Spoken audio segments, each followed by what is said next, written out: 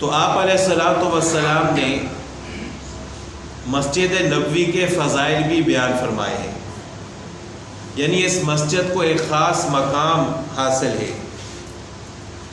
مسجدیں تو ساری اللہ کا گھر ہے، لیکن 3 مسجدوں کی فضیلت بہت زیادہ بیان کی گئی ہے۔ ایک مسجد الحرام بیت اللہ شریف،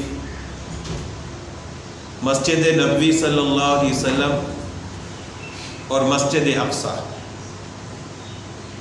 ایک حدیث میں آپ علیہ الصلوۃ والسلام کا ارشاد ہے کہ ان 3 مسجدوں کے علاوہ کوئی شخص، یعنی اگر کسی نے جانا ہے ثواب کی نیت سے تو ان 3 مسجدوں کی طرف سفر کرے۔ حدیث میں الفاظ ہیں کہ اگر اس نے کجاوا باندھنا ہے تو ان 3 مسجدوں کی طرف باندھے، یعنی سفر کے لیے جو بندہ اپنا سامان وغیرہ تیار کرتا ہے، کجاوا۔ ایک مسجد الحرام، مسجد نبوی اور مسجد اقصیٰ۔ اس حدیث کا مطلب کیا ہے کہ یعنی اگر کوئی شخص یہ چاہتا ہے کہ مجھے نماز پڑھنے کا زیادہ ثواب ملے تو وہ ان 3 مسجدوں کی طرف سفر کرے، وہاں پر اللہ تعالیٰ اس کو ایک نماز کا زیادہ سے زیادہ ثواب عطا فرمائے۔ مسجد الحرام، مسجد نبوی اور مسجد اقصیٰ۔ اس کے علاوہ ثواب کے اعتبار سے ساری مسجدیں برابر ہیں۔ کوئی یہ نہیں کہہ سکتا کہ میں فیصل مسجد میں نماز پڑھوں گا تو مجھے ثواب زیادہ ملے گا، یہاں پڑھوں گا تو کم ملے گا، بلکہ کوئی بھی بڑی سی بڑی مسجد، مشہور مسجد، ثواب کے اعتبار سے سب برابر ہیں، بشرطے کہ انسان جتنا خوشی اور خضوع کے ساتھ نماز پڑھے گا اتنا ہی اللہ تعالیٰ زیادہ اجر عطا فرمائے گا۔ تو اس تین مسجدوں میں سے ایک مسجد نبوی بھی ہے۔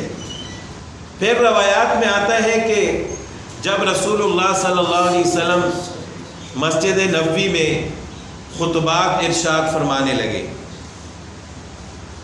جمعے کا خطبہ ہوتا ہے، اس کے علاوہ صحابہ کرام کو نصیحت فرماتے، تو رسول اللہ صلی اللہ علیہ وسلم کے لیے ممبر نہیں تھا، یعنی اس وقت خاص طور پر ممبر تیار نہیں کیا گیا تھا، مصلی پر بیٹھ کر ہی آپ صلی اللہ علیہ وسلم ارشاد فرماتے، اور کبھی کبھار کھجور کے ایک تنا تھا، یعنی کھجور کے درخت کا ایک تنا وہاں پر ہوتا تھا، اس کے ساتھ رسول اللہ صلی اللہ علیہ وسلم ٹیک لگا دیتے تھے۔ تو یہ تو آپ علیہ الصلوۃ والسلام کی حیات مبارکہ کا واقعہ ہے۔